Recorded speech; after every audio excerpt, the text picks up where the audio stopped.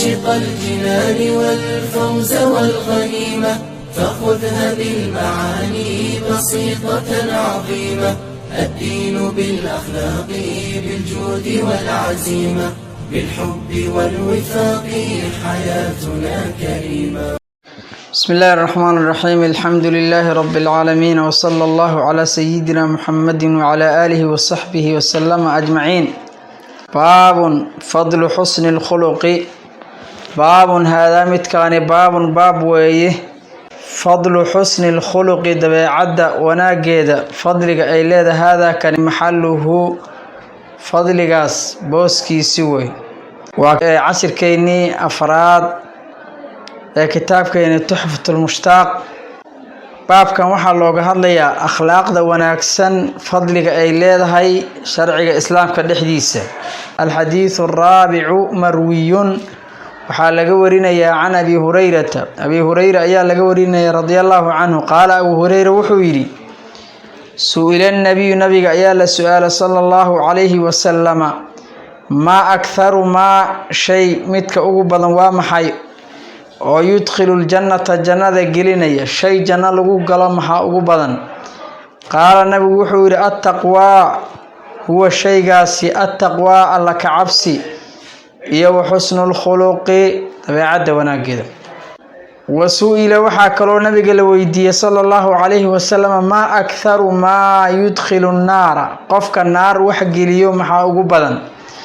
qaala nabigu wuxuu yiri al-ajwafani waa labada godan oo macnaha gudaha ka duleela. al-ajwafani waa labada gudaha ka duleela. al-famu afka iyo wal-farju farjiga way saasa laga wada ajwafanka. xadiidkan waxaa warinaya saxaabiga la yiraahdo Abu Hurayra, tarjamadiisa hore u soo qaadanay. saxaabigaas Abu Hurayra wuxuu leeyahay nabiga waxaa la weydiiyay calayhi salaatu wasalaam wax dadka janno geliya maxaa ugu badan. markaasuu nabigu wuxuu yiri alla ka cabsi iyo akhlaaqda wanaagsan. wax janno lagu galo waxaa ugu badan ilaahay ka baqdo ka cabsato iyo akhlaaqdaada hagaajiso, labadaas ugu badan. wax oo qofka naar geliyana waxaa ugu badan buu yiri nabiga calayhi salaatu wasalaam labada dhexda ka godan waa afka iyo farjiga ka wada. al-ajwafan al-famu wal-farju afka iyo farjiga labadaas ayaa ugu badan ayadana wax naar lagu galo. labadaba waxay tahay sababtu qofka afkana dhibaato uu ku geysanayaa dadkii inuu ku xanto oo wax uga sheego oo ku caayo ayaa laga yaabaa. farjigana sidoo kale macaasi iyo dambiye ilaahay uusan ogolayn ayuu ku galayaa. saadarteed marka labadaas ayaa ugu daran buu yiri nabiga calayhi salaatu wasalaam qofku wuxuu naar ku galo. الحديث الخامس حديث كشناد السجنة مروي وحال قورنا يا عن أبو الدرداء صحابي قال لي رضي الله عنه عن النبي حاله كوري صلى الله عليه وسلم قال النبي وحوري ما من شيء مجر أو أثقل كعرس في الميزان ميزان كدحيس من حسن الخلق أخلاق وناجدك. حديث كان وحاورنا يا سيد دريمي سبع أبو الدرداء صحابي قال لي رادو وصحابي مشهور oo ka tirsan reer ansaar oo wuxuu kamid ahay ansaarta qolada loo aqoon jiro saxaabada nabiga calayhi salaatu wasalaam. waa ragii madiina nabiga ku soo dhaweeyay calayhi salaatu wasalaam. magaciisa waxaa la yiraahdaa Uwaymir ibn Malik ayaa la yiraahdaa. nin aad iyo aad u qaali ayuu ahaa oo xikmad badan. saadarteed waxaa la dhihi jiray xakiimu hadhihi al-umma.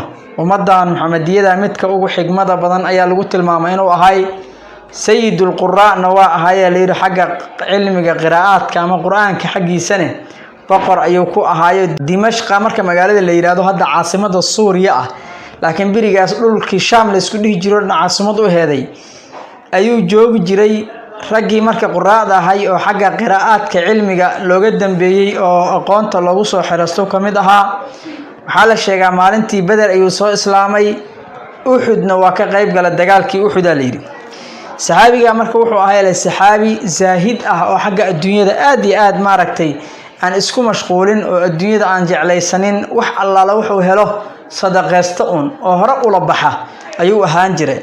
saxaabigaas asaga ah ayaa xadiidka warinaya wuxuu leeyahay nabigu wuxuu yiri calayhi salaatu wasalaam مجرى الشيء كحلوس حق ميزان كمرك لفيريو أو أعماش قفك مرك الميزان شيء أخلاق ذا وناكسن كحلوس أو ميزان كعس لو مجرى النبي عليه الصلاة والسلام. درسينا إن شاء الله تعالى أفراد هل كاسان كسو كوبينا تن إيكولان تدن بهذا وبالله التوفيق. السلام عليكم ورحمة الله وبركاته.